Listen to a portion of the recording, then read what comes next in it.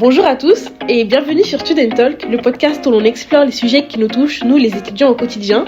Donc aujourd'hui, je suis en compagnie de Andrea. Salut Andrea, j'espère que tu vas bien. Salut, ça va et toi ? Ça va, merci. Et aujourd'hui, en sa compagnie, nous allons traiter pour la seconde fois le sujet du parcours, orientation et métier. Parce que Andrea, c'est une personne qui a eu un long parcours scolaire et universitaire. Et aujourd'hui, maintenant qu'elle travaille, j'ai trouvé ça intéressant d'avoir un deuxième point de vue sur une évolution scolaire. Donc, vous avez eu la mienne dans un premier temps. Donc là, aujourd'hui, je vais faire une deuxième partie avec Andrea, comme ça, pour avoir un autre avis. Donc, c'est parti! Donc là, j'aimerais bien que tu commences un peu à nous raconter ton parcours. Donc, comment tu as commencé à partir de la seconde, toutes les évolutions jusqu'à aujourd'hui dans ta vie active. Alors, donc j'étais en seconde en 2013. J'ai fait une seconde générale. J'avais pas spécialement d'idées sur ce que je voulais faire. Par contre, je savais juste que j'étais plus faite pour rester en L qu'en S ou en ES. À l'époque, c'était comme ça. Maintenant, je sais que c'est plus du tout pareil. Ok. Attends, tu peux rappeler les matières L, S, ce que c'était déjà? S, c'était alors, scientifique. S, c'est vraiment littérature. Ouais. Donc, français, anglais, etc. ES, c'est économie sociale. Donc, alors, si je me souviens bien... Et non, je me souviens pas. Bon. Mais ouais, c'était économie et sociale parce que je crois que j'avais une matière comme ça un peu en seconde, il me semble. Ouais. Donc économie sociale et S scientifique. Ok. Et j'étais nulle en maths. Enfin, j'ai toujours été nulle en maths. ES, ça me parlait pas spécialement, donc je partais plus pour aller en L. Au final, en fait, à la fin de l'année, on m'a dit que je pouvais pas spécialement continuer en général. Donc, on m'a proposé d'aller en technologique et j'ai accepté. Donc, ensuite, je suis partie à Émile Dubois dans le 14e, faire ma première et ma terminale en ST2S. Ok. J'ai choisi l'ST2S parce que j'ai toujours été quelqu'un de plus dans la santé et le social que dans la gestion administrative et tout. STMG, ça me parlait pas du tout. Ouais. Donc voilà, la première s'est hyper bien passée. J'avoue que en première, j'hésitais entre auxiliaire de puériculture et infirmière. Après, infirmière, ça a vraiment été un métier qu'on m'a, on va dire, insufflé. C'est les profs qui me voyaient énormément faire ça. Après, je pense que comme beaucoup d'élèves en ST2S, on nous voit beaucoup faire infirmier. Ouais. Donc voilà. Mais ma première, franchement, c'est très très bien passé. J'avais de très bonnes notes, très bons résultats. Ensuite, la terminale, écoute, c'était cool aussi. Franchement, j'adorais ce que je faisais. À ce moment-là, je sais qu'à la fin de l'année, pour le coup, je voulais partir en BTS orthoprothésiste. Mais j'ai pas été prise. Du coup, à la fin de la terminale, j'ai fait un BTS esthétique, cosmétique et parfumerie. Ouais, ok. Pour tout dire, j'ai eu mon bac, tu vois, avec mention bien. Donc voilà, à la suite, donc je suis partie dans ce BTS-là. Alors, première réorientation, faut le noter parce que j'en ai fait pas mal. Bon. Donc j'ai fait la première année de ce BTS et en fait, je me suis vite rendu compte que ça me plaisait pas du tout. Que j'étais pas du tout à ma place, en fait. C'est pas du tout un milieu qui me convient. J'ai trouvé que c'était très superficiel. Et très éloigné de la réalité. J'avais des profs qui se plaignaient du nombre d'hectares qu'elles avaient dans le jardin. Pour elles, c'était pas suffisant. Enfin, clairement des problèmes de riches auxquels moi, j'étais pas du tout confrontée et qui m'intéressaient absolument pas. Ton école, elle était située où déjà pour ce BTS ? J'étais dans le 12e à Élysée-le-Monnier. Ah oui, ok, d'accord. Ouais. Après, c'était une très belle école. Y a rien à dire. Bon prof. Des hauts et des bas. Bel établissement. Mais non, ce cursus-là m'a pas du tout plu. Donc à la suite de ça, donc j'ai quand même terminé l'année. À la suite de ça, donc j'ai repostulé donc sur APB à l'époque, admission de post-bac. Maintenant c'est Parcoursup. Ah ok, d'accord. Ok, je savais pas, je pensais que c'était aussi Parcoursup. Non, avant ça s'appelait APB. Ok. Et en fait, donc à ce moment-là, j'ai retenté le BTS orthoprothésiste Mhm. parce que c'était toujours ce que je voulais faire. Sauf qu'il s'est avéré qu'en fait, je crois que fin août, j'avais toujours rien, j'étais toujours sur liste d'attente Mhm. et je me voyais pas. En fait, l'année sabbatique pour moi, c'était pas quelque chose qui existait, je connaissais pas le principe. Donc pour moi, c'était juste pas possible, fallait que je trouve quelque chose. Donc en fait, ce que j'ai fait, c'est que je me suis inscrite à la fac. Mhm. Et donc c'est là que donc j'ai fait une fac de sociologie à Amiens. Ok. Donc je suis partie de 2018 à 2020. Ouais, t'as fait 2017, 3 ans? 2018 et 2020. Ouais. Ouais. Donc j'ai ma licence. Hein. J'avoue que ça m'a vraiment passionnée Mhm. vers la fin, je crois. Non, en deuxième année, parce que la première année, c'est hyper... déjà, c'est la fac, quoi. Faut savoir qu'il y a personne qui te suit, t'es toute seule, c'est toi et ton envie d'aller à la fac. Ton emploi du temps, et tu peux terminer à 19h, tu peux avoir 4 heures de trou, tu peux ne pas avoir cours toute une journée, tu peux... Enfin, Franchement, les c'est emplois du terrible, temps, hein. La fac, c'est quelque chose, hein. franchement, la fac, c'est quelque chose. C'est ceux qui restent, c'est qui sont motivés. Soit On va pas c'est, se en fait, mentir. soit la fac c'est bien, soit vraiment tu détestes. Soit tu kiffes la fac, soit tu détestes. Il y a pas d'entre deux. Je suis pas, moi, je kiffais pas spécialement ça. Après, j'ai jamais spécialement kiffé l'école, donc voilà. Mais c'est vrai que faut un mental en fait. Si de Ouais. base tu vas en cours parce que tu sais que le professeur il va faire l'appel, t'es foutu clairement parce que dans les amphis ils ont pas le temps. Vous êtes 400, tu vas pas passer l'heure à faire l'appel. Donc ouais, j'avoue que tu vois par exemple la première année on était bien 600 dans l'amphi. Ah ouais.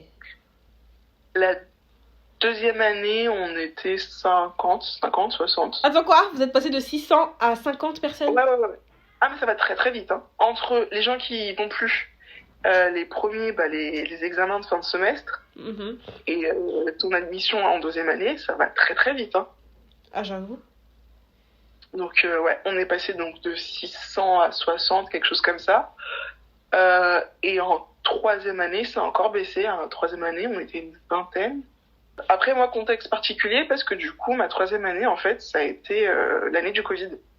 Ouais. Donc c'est là où je pense que j'ai eu de la chance parce que très honnêtement, je suis pas sûre que j'aurais eu ma licence si j'avais pas passé tous les examens à la maison. Ok.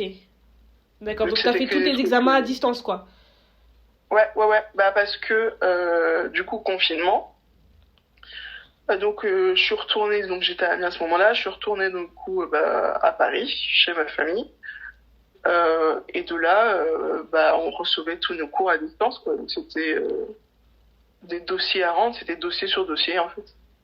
Et pour rendre ces dossiers-là, c'était pas trop intense, du coup. Ou en soi, ça allait, t'as pu gérer ça assez calmement. Ça dépend du contexte. Je pense que dans un contexte normal, ça se gère. Là, j'avoue que moi, ce moment-là de ma vie, c'était assez compliqué entre le Covid. Ouais.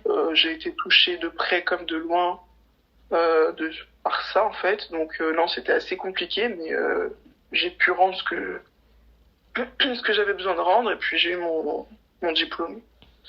Mais et bizarrement, tu vois, c'est pas, j'en garde pas, non pas à cause du Covid, mais j'en garde pas en si bon souvenir que ça de cette licence. Maintenant, je le regrette un peu. Alors, je regrette dans le sens où je me rends compte aujourd'hui que c'était vachement intéressant et à l'époque, ça me passionnait pas tant que ça. Mhm. Maintenant, en fait, il y a tellement de sujets de société en ce moment, je trouve, qui me ramènent à ça. Mhm. Là où avant, il n'y en avait pas, quand j'étais en sociaux, le seul événement qu'il y avait, seul, entre guillemets, un grand événement qu'il y avait, c'était les Gilets jaunes. Et Ok, c'était vraiment ouais, c'est le vrai. seul truc où vraiment on était à fond, il y avait vraiment quelque chose d'actuel, alors qu'avant on parlait que des trucs de Bourdieu, de machin. C'était cool, hein. Après, ça te permet de comprendre la base de la sociologie, d'avoir des notions et tout, mais enfin, j'avoue que moi, quand je suis pas confrontée à ce que je vis, je suis pas très réceptive. Mhm. Alors que maintenant, avec tout ce qui se passe, alors je sais que si je refais de la socio aujourd'hui, je vais adorer. Ouais. Mais j'ai plus du tout envie, par contre, de repartir à la fac et de reprendre des études. Ça, clairement, voilà. Donc, après la fac que j'ai terminée donc en 2020, j'ai décidé de prendre une année sabbatique. J'ai travaillé pendant 1 an, j'ai fait de l'animation dans une école primaire à Paris. Et ça t'a plu? C'était hyper bien.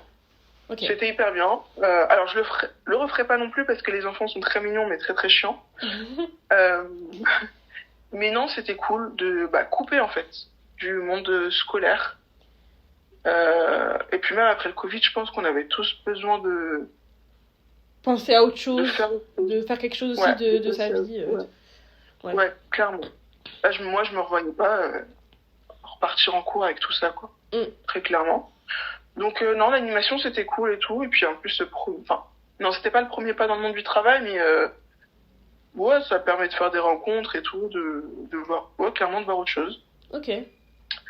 Donc après cette année-là, j'ai décidé de reprendre des études, de retenter une dernière fois le BTS orthoprothésiste que je voulais faire depuis 2016. Et j'ai été prise. Donc j'ai été prise à Valence, donc dans le sud de la France, en dessous de Lyon. En fait, toi, t'as beaucoup voyagé pour tes études, de ce que je peux comprendre. T'as fait d'abord Paris, ensuite Amiens, maintenant après Valence. Ouais, mais ça n'a jamais été quelque chose qui m'a dérangé. Ouais, non, mais c'est bien, au moins ça te permet de voir du paysage, de rencontrer du monde et de découvrir la France. Et puis il y a cette impression en fait, de repartir à zéro. T'as dit quoi? Il y a cette impression aussi de repartir à zéro en fait. Oui. On débarque ailleurs, on apprend à connaître des nouvelles personnes et les gens ne nous connaissent pas. Donc on se refait, on se recrée une vie entre guillemets. Alors je dis pas que c'est parce que je suis fiché, que je suis en train de me cacher, je sais pas quoi, ou que j'ai des choses à cacher, mais c'est juste que je sais pas, ça fait du bien quoi. Non mais oui, tu t'ouvres des portes, en vrai tu t'ouvres aux gens au final quand tu fais ça, parce que t'es livré à toi-même, donc en fait t'as pas trop le choix que de t'ouvrir aux gens qui sont là, et de t'adapter et voir comment ça fonctionne ici, et voir si tu te sens à l'aise ou pas. Ouais, après à Amiens j'avais de la famille, donc en soi Amiens c'est à 1 heure de Paris, donc en soi c'était tranquille quoi. Mais c'est vrai que Valence pour le coup, là je suis à 2h30 de Paris. Il y a vraiment personne, je suis vraiment débarquée toute seule. En plus, alors ça a été très compliqué pour trouver un appart parce que donc j'ai postulé à l'école début juillet, je crois que j'ai été prise mi-juillet. Et en fait, pendant les vacances d'été, je travaillais, voilà. J'étais animatrice, donc je faisais le centre. Je commençais, je crois, entre 7h30 et 8h. Je terminais vers 18-19h. Et il fallait que je me trouve un logement pour la rentrée du 4 septembre. Donc, en fait, je faisais des allers-retours le week-end à Valence pour me trouver un appart. Et j'ai trouvé vraiment mon appartement 3-4 jours avant la rentrée. C'était intense. Au final, ça aurait été compliqué si t'avais pas trouvé d'appartement. T'aurais même dû peut-être payer un hôtel, je sais pas. Alors je pensais à ça et en fait, au final l'école a quelques logements sur site pour les étudiants qui ont du mal ou qui n'ont pas trouvé de logement. Donc ça aurait pu le faire mais ça aurait été compliqué, ouais. Ok. Donc voilà, j'ai trouvé mon appart. Et puis voilà, on commence la rentrée. Faut savoir que du coup, à ce moment-là, j'ai 22-23 ans. Je suis avec des 2003. Donc on a. C'est en quelle année déjà? T'as dit c'était en quelle année? 2021. Ouais, 2021, donc on avait 18 ans. Ouais, 18. Ouais, donc j'ai 5 ans d'écart avec les 3/4 de ma classe. J'avoue que c'était un peu compliqué parce qu'on sent très vite la différence d'âge. Même si je dis pas que je suis la personne la plus mature du monde et tout machin, mais je suis quelqu'un de assez posé et je me mêle de mes affaires. Et j'avoue qu'à ce moment-là, c'était pas trop ça, quoi. Ils sont tous débarqués en mode je veux être la reine de la promo, je sais pas quoi, être le plus populaire. En fait, j'ai l'impression de me retrouver au lycée encore une fois. Au lycée, ouais. Bon, après. Bon, t'as vu, moi aussi, je suis une 2003, on venait de sortir du lycée. Donc peut-être qu'on avait encore nos mentalités d'avant. Oui, aussi. Oui, c'est sûr. Mais non, après, ça m'a pas empêché d'avoir mes 2-3 potes, et puis voilà. Donc oui, première année de BTS Ortho, assez compliqué de se remettre dans le bain quand même. J'avoue que les devoirs, ça a jamais été mon truc. Et puis en fait, c'était un BTS. Alors c'est un BTS en 3 ans. Mhm. Et c'est un BTS assez dense en fait. La première année, on avait des horaires encore un peu corrects, entre 8h et 16h tous les jours, Mhm. avec 2 stages à faire de 3 et 4 semaines. Le premier stage, je l'ai fait à Paris. Alors c'était assez bizarre parce qu'en fait, ils s'entendaient grave pas dans l'entreprise. Je suis arrivée, alors j'arrive 5 minutes plus tard, il y a 2 personnes qui sont en train de se crier dessus, mais littéralement, c'est-à-dire que les patients et moi-même, on les regarde en mode il se passe quoi. Ça annonce la couleur. Ouais. Mais bon, après, j'ai fait le stage, quoi. Alors, j'étais pas emballée par l'entreprise et par les gens, mais j'ai fait le stage. Et en revanche, le deuxième était franchement vachement plus cool. Je suis partie à Berck-sur-Mer. C'est au-dessus d'Amiens. Ok. Franchement, c'était hyper bien. Équipe au top. Alors, plus petite entreprise, donc je pense que c'est plus facile. Et j'ai appris beaucoup plus et j'ai beaucoup plus pratiqué. Franchement, c'est le meilleur stage.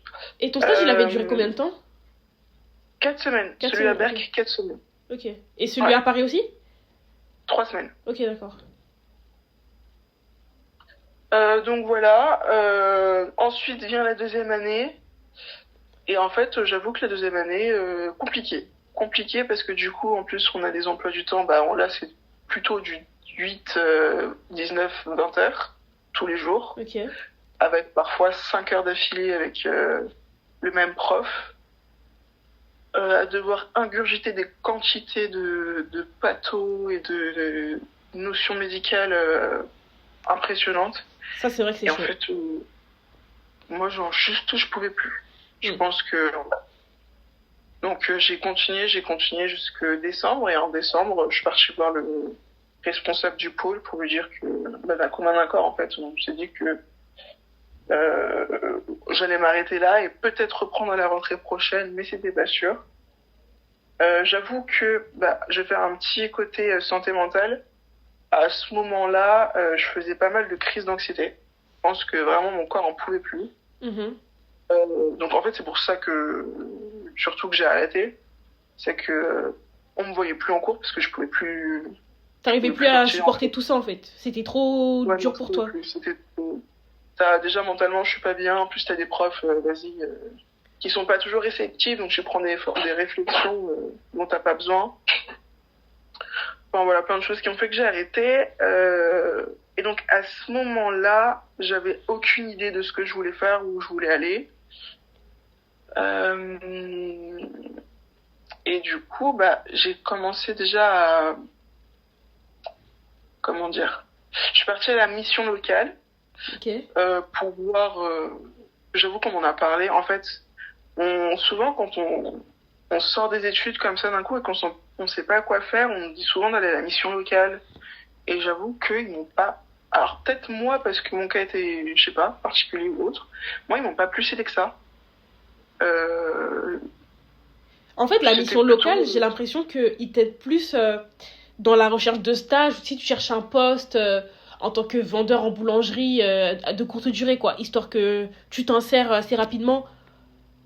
Je pense que c'est vraiment Bah, des postes vraiment simples, quoi. Parce que moi, personnellement, toutes souvent, les sur personnes que j'ai entendues aller à la mission locale, c'était pas des trucs incroyables qu'ils ont fait.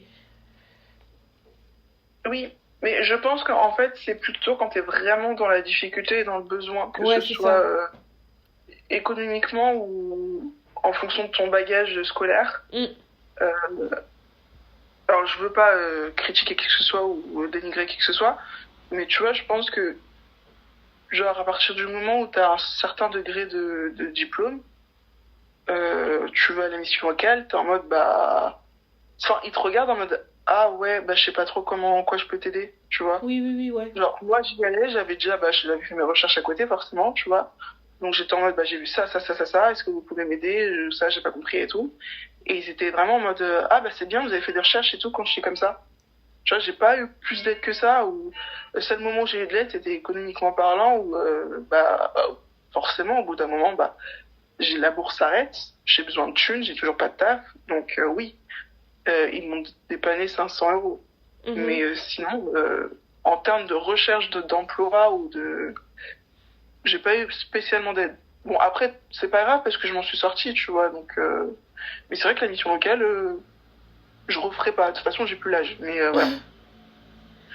Donc voilà, mission locale. Et en fait, de moi-même, je cherche des offres d'emploi. J'ai pas d'idée parce que je viens de sortir d'un BTS que j'ai pas terminé. J'ai une licence de sociologie, mais qui me sert à rien parce que les licences en elles-mêmes servent pas à grand chose. Il aurait fallu un master, mais je veux absolument pas faire de master. Et donc en fait, je suis là, plus ou moins diplômée. Mais sans trop où aller au final. Ouais, j'ai pas sans trop savoir où aller. En fait. Ok. J'ai clairement pas d'ouverture. Donc, et en fait, je tombe un jour comme ça sur une annonce en maroquinerie. Donc pour ceux qui savent pas, c'est en gros quand tu fais des sacs à main. Et ils proposent en fait de te prendre, même si t'es débutant, il y a une formation à la clé. Et c'est vrai que j'ai toujours été quelqu'un d'assez manuel. En BTS ortho, on avait des initiations en piquage. Et au final, après ça, moi, je me suis acheté une machine à coudre. Et donc, je me suis dit, vas-y, je tente l'aventure. Je teste.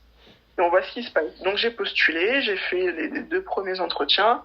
J'ai fait un test d'aptitude. Et du coup, j'ai été prise en septembre 2023. Ok. Et je suis restée 1 an dans cette entreprise. Alors, au début, j'étais en intérim et ensuite, je suis passée en CDD. CDD, t'as dit? Ouais. Ok. Et je suis restée 1 an dans l'entreprise. Franchement, le métier est cool. Je sais que, je pense très honnêtement, à part si je trouve un métier qui m'anime encore plus, que je continuerai dans cette voie.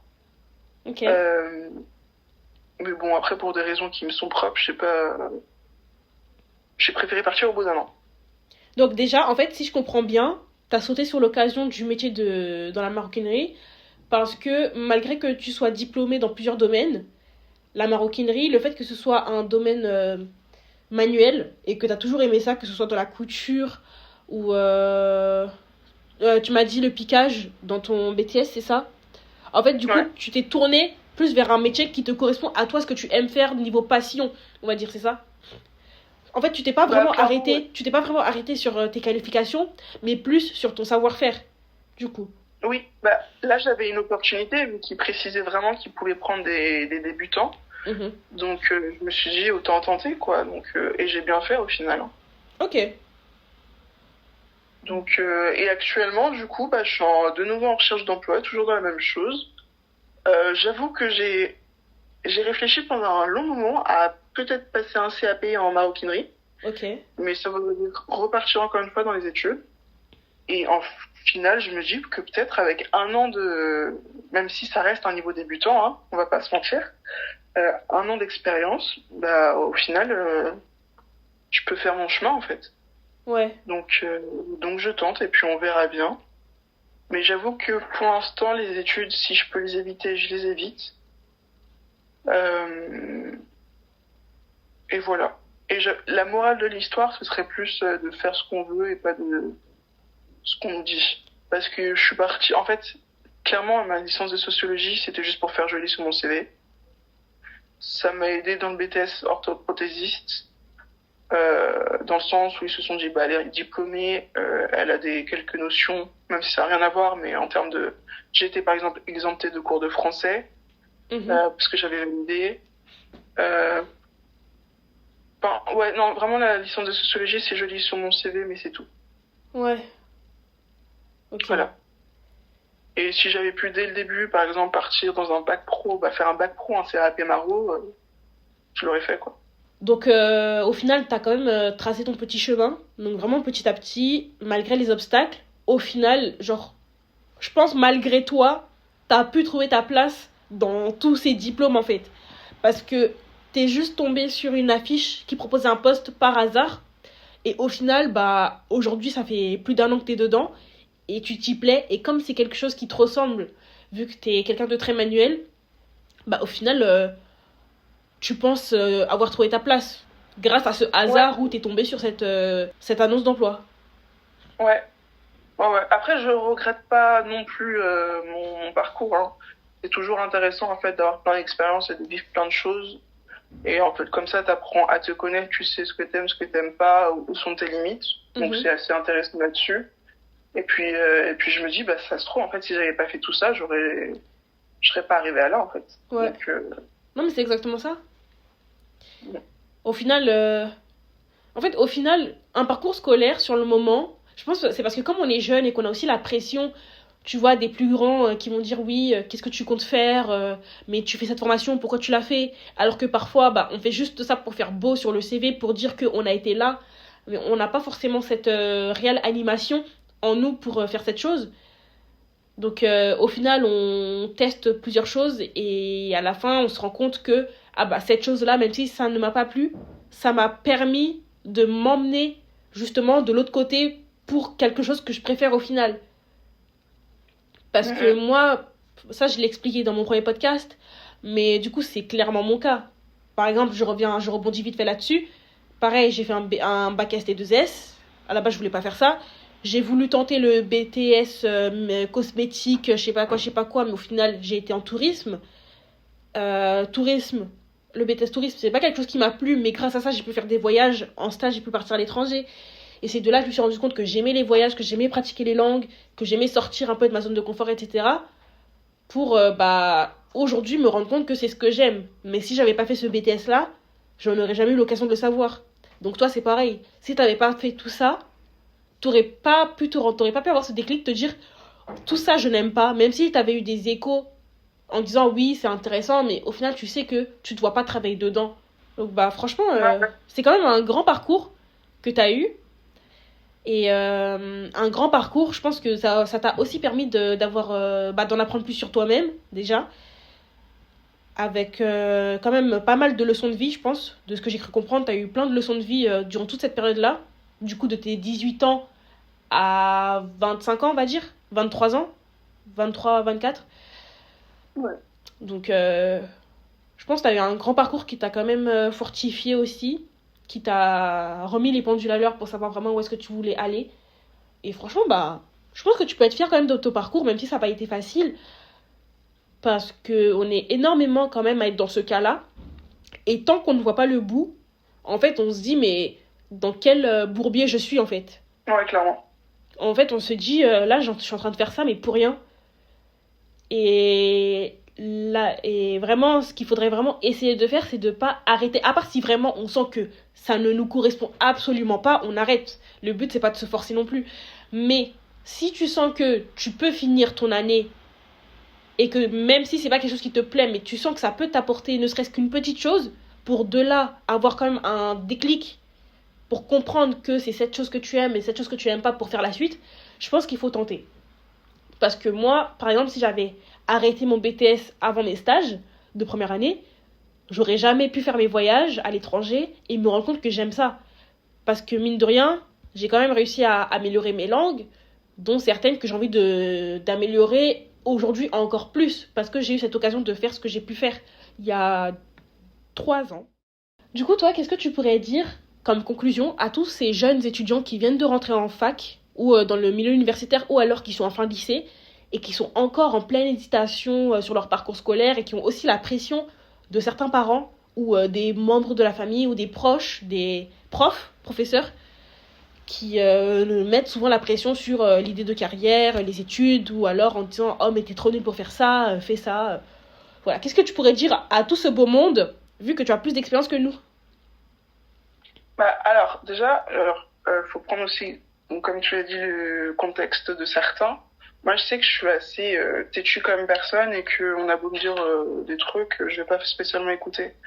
Donc apprendre avec des pincettes, parce que je suis totalement d'accord que tout le monde ne peut pas agir comme je l'ai fait ou comme je le fais.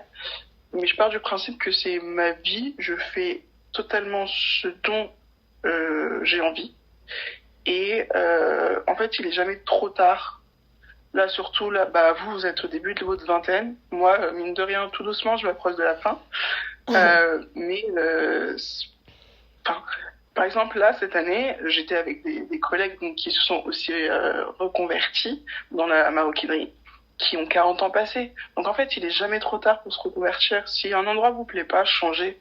Il y a vraiment rien qui vous retient. Faites attention, par contre, si jamais, bah, effectivement, vous avez un logement, donc vous avez des charges et tout machin à payer, ok. Jouez la safe, mais il est jamais trop tard pour en fait partir d'un endroit qui nous convient pas. Ça sert à rien de rester là où on ne veut pas de nous ou là où on ne se sent pas bien. Ouais, c'est vrai. Clairement.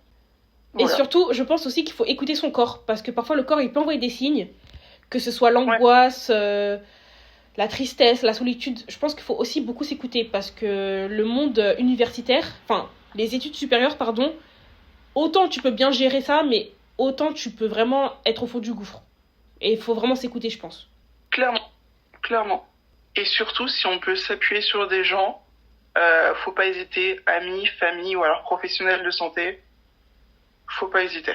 Ça peut être compliqué, je suis totalement d'accord, encore une fois, mais si on sent qu'on en a besoin, c'est qu'il faut y aller, quoi. Même si ce serait juste pour parler, parce que parfois on peut juste avoir un manque de communication du fait d'être seul. Aussi, beaucoup de personnes qui arrivent dans les études supérieures, souvent ils sont tellement perdus qu'ils ont du mal à sociabiliser, à se faire des amis. Et au final, ils ont certaines angoisses qu'ils ont du mal à extérioriser. Donc même juste trouver quelqu'un qui parlait, un professionnel juste pour parler, et pour ensuite avoir des petits conseils, ce serait bien aussi.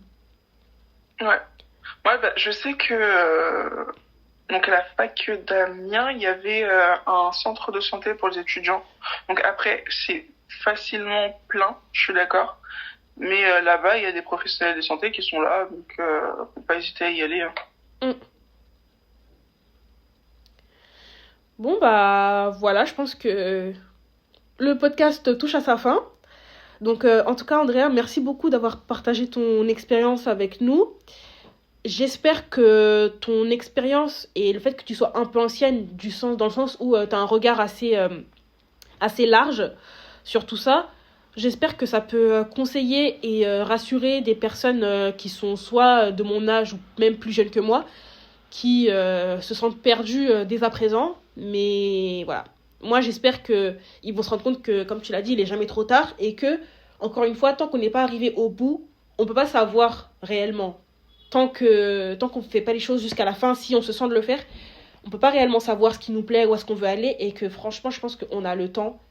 Honnêtement, je pense qu'on a le temps et on se met beaucoup la pression, malheureusement. Mais ça, c'est depuis le lycée, en fait. C'est l'éducation nationale qui est comme ça.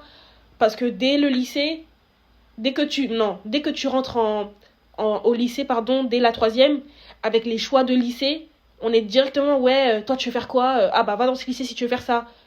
Tu vois? Non, mais il y a clairement un manque d'information et une pression qui est mise, mais même avant ça, même dès le collège. Ouais. Parce que moi, par exemple, à mon époque, donc c'était avant 2013, il fallait absolument que dès la 4e, je sache où je voulais aller. Alors que j'en ai aucune idée. J'ai 13 ans. Ouais, en 4e, t'as 13 ans, 14 ans. Encore une fois, il y avait ce truc de le bac pro, c'est hyper mal vu. Donc, faut forcément aller en général. La technologie, que je l'ai connue du coup, en seconde, quand on m'a dit, va en techno. Mais voilà, en fait, il y a plein d'opportunités qui sont vite mal vues et donc cachées. Enfin, on met vite plein de choses de côté parce que aux yeux de la société, c'est mal vu. Alors, en ce moment, je trouve que ça a beaucoup changé au fur et à mesure du temps. C'est-à-dire qu'entre mon époque et maintenant, je trouve qu'il y a quand même une amélioration dans la société vis-à-vis de ce qu'on pense des bacs pro et des CAP. Mais oui, non, c'est vrai que c'est quelque chose qui est assez c'est déroutant, quoi. On est là, on a 14 ans, on a 15 ans, et puis on nous dit, c'est quel métier que je veux faire? Ouais. Je sais pas. Je sais déjà pas ce que je veux manger demain, alors le métier que je veux faire. Et puis, en fait, il y a ce truc aussi que faut pas oublier, c'est que nous, maintenant, on n'a plus ce truc-là de je veux faire un métier toute ma vie. Exactement. Là où nos parents et nos arrière-grands-parents, etc., et nos grands-parents, eux, c'était un métier de leurs 17 ans, alors qu'est-ce qu'ils en puissent plus? Moi, là, j'en ai déjà 3 différents, et ça me pose aucun problème. Et si demain, je trouve que maroquinerie, ça me convient plus et que je veux faire autre chose, j'irai faire autre chose. En fait, je pense que c'est aussi le décalage générationnel, en fait. Parce que nous, je m'inclus avec toi, parce que toi et moi, on fait partie de la génération Z. Bon, toi, t'es plus au début, moi, je suis plus vers le milieu, on va dire. Mais je pense que nous, on a eu, entre guillemets, les mêmes profs, la même génération de profs qui nous ont dit, oui, à 14 ans, tu dois savoir ça, tu dois faire ça, si tu fais un CAP, tu vas pas gagner beaucoup d'argent. Si tu vas en technologie, c'est que t'es trop bête pour la générale. Enfin, en fait, on a vraiment connu ce type de personnes-là. La génération Z et toutes les générations avant. Sauf que pour les générations d'avant, que ce soit les millénials ou les Y, je sais pas quoi, en fait, pour eux, ça, c'est normal. Ça, c'est un truc normal qu'ils ont accepté. Et le fait que, nous, en grandissant, on a eu ce décalage-là et que maintenant, quand on voit, par exemple, les gens de notre génération, aujourd'hui, on est presque, on va dire, on est entre 28 ans et fin de 18 ans par là, on va dire, comme il y a de nouveaux professionnels de notre génération qui rentrent sur le marché, les mentalités, elles peuvent commencer à évoluer, tu vois. Par exemple, moi, je vois beaucoup de nouveaux professeurs qui ont, moi j'ai 21 ans, qui ont genre 23, 24, qui font partie de la génération Z, et leur manière de s'exprimer envers des enfants, ou leur manière de vouloir leur faire apprendre les choses, mais ça n'a tellement rien à voir avec nous, ce qu'on a pu connaître quand on était petits, tu vois. Donc en fait, je me dis que... en fait, c'est surtout nous, quand on va grandir, quand on va vieillir, et surtout les gens de notre génération et les générations qui vont suivre, qui vont travailler dans l'éducation nationale, en fait, ce sera tellement différent, parce que nous-mêmes, on a compris ce qui va pas. Et on sait ce qui va pas. Donc justement, on aura cette volonté de pas justement faire les mêmes erreurs. Donc c'est pour ça que petit à petit, ça change. Et je pense que c'est sur la bonne voie, mais ça va prendre du temps. Honnêtement, ça va prendre du temps parce que malheureusement, c'est nous qui sommes les premiers à être affectés par tout ça. Donc ce sera aussi à nous un peu, je pense, d'apporter ce genre de changement pour les années à venir. Donc en tout cas, merci beaucoup de nous avoir écoutés. Donc encore une fois, on espère, Andrea et moi, que ce podcast vous aura été utile et que dans tous les cas, vous n'êtes jamais seul lorsque vous traversez ce genre de période. On est des milliers et des milliers de jeunes à se sentir dans ce cas-là et partager ce genre d'avis, c'est hyper intéressant. Et rien n'est perdu, juste faut attendre que le temps passe, prendre du recul, s'interroger sur sa vie, mais faire ça tranquillement et à son rythme surtout, voilà. Et ne pas attendre à ce que quelqu'un vous dise oui, fais ça, fais ça, fais ça. Et voilà, donc c'était Ashla sur Student Talk. Merci pour votre écoute et on se retrouvera bientôt pour un nouvel épisode. À bientôt!